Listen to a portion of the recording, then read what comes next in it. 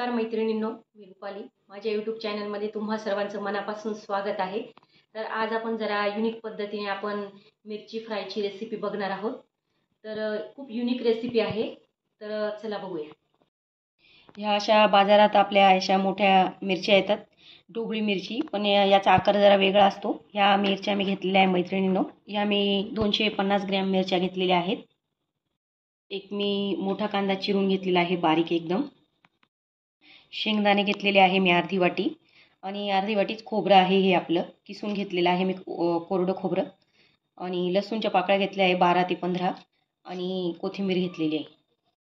बघा मैत्रिणींनो, मिरच्या स्वच्छ धुवून घेतलेल्या आहे आणि पुसून घेतलेल्या आहे मी व्यवस्थित. बघा या प्रकारे मिरच्या कापून घ्यायच्या आहे, आणि या मिरच्यांमधल्या ज्या बिया आहे त्या आपल्याला काढून घ्यायच्या आहे.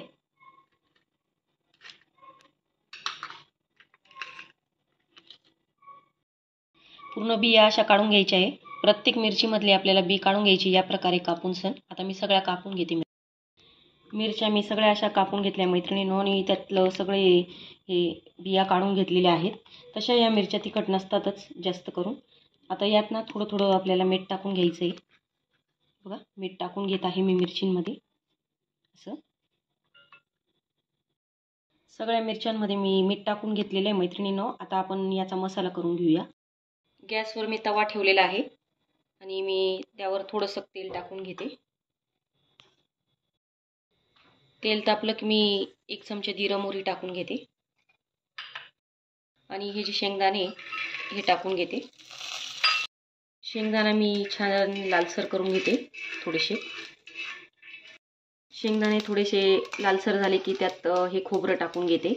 खोबरं आणि लसूण टाकून घेते, आणि हे पण आपल्याला छान भाजू द्यायचं आहे.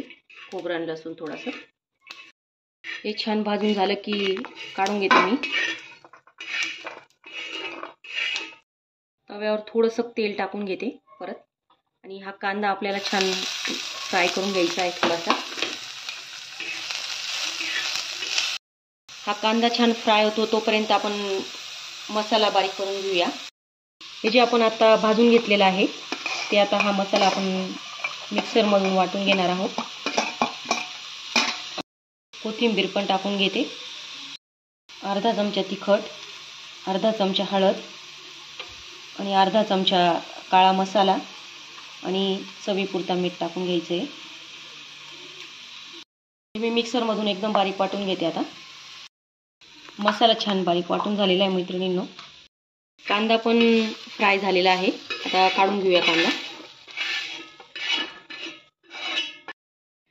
कांदा आणि आपल्याला हा मसाला आहे ना, हा एकत्र करून द्यायचा आहे.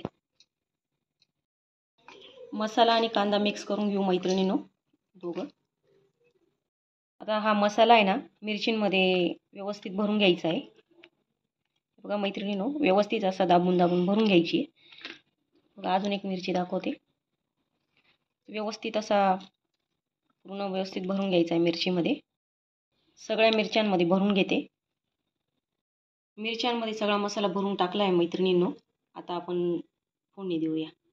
2 पळ्या तेल टाकून घेतलेलं आहे तव्यावर. मी तव्यावरच मिरच्या करणारी छान फ्राय. अर्धा चमचा हिंग टाकून घेते.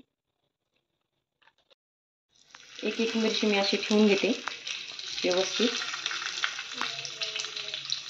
तुम्हाला वाटलं तर तुम्ही कढईत पण करू शकतात, पण मी हा लोखंडी तवा आहे त्याच्यावर खूप छान भाजल्या जातात, त्यामुळे मी लोखंडी तव्यावरच करते. झाकण ठेवून देते 5 मिनिटाकरता. 5 मिनिटं झाली मैत्रिणींनो. आपण मिरच्या बघूयात. हे बघा किती छान झाल्या. आता उलटून घेऊया. दुसरी बाजू होऊ द्यायची आपल्याला. आता मिरच्या मी उलटून घेतल्या मैत्रिणींनो. 5 मिनिटात झाल्या एका बाजूने. आता दुसऱ्या बाजूने होऊन देणार आहे मी 5 मिनिटासाठी. 5 मिनिटं झाले मैत्रिणींनो. आता दुसरी बाजू बघून घेऊया आपण. हे बघा दुसरी बाजू पण आपली छान झालेली आहे, बघू शकता तुम्ही. मी उलटून घेते. आपल्या मिरच्या रेडी झालेल्या आहे मैत्रिणींनो. मिरची फ्राय तयार झालेला आहे आपल्याला. आता मी काढून घेते. मिरची फ्रायची रेसिपी तयार झालेली आहे मैत्रिणींनो. थोडा युनिक पदार्थ आहे मिरचीचा, तर नक्की ट्राय करा. याच्यावर तुम्ही लिंबू पण पिळू शकतात, पण मिरची जेव्हा गार होते त्यावेळेसच आपल्याला लिंबू पिळायचा आहे. तर नक्की ट्राय करा माझ्या पद्धतीने मिरची फ्रायची रेसिपी. माझी व्हिडिओ आवडत असेल तर माझ्या चॅनलला सबस्क्राईब करा, लाईक करा, कमेंट करा आणि मला सपोर्ट करा.